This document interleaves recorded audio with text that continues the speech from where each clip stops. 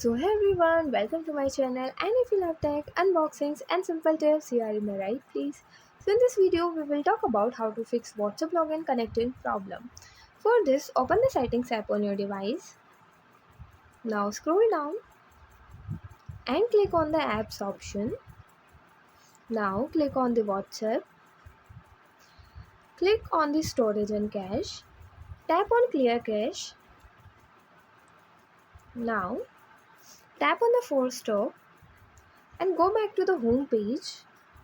Now open the Play Store app on your device. At the bottom, tap on the search option and search for WhatsApp. Now, update it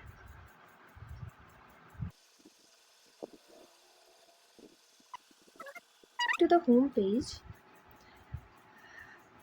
Now, tap on airplane mode and turn it off after a few seconds.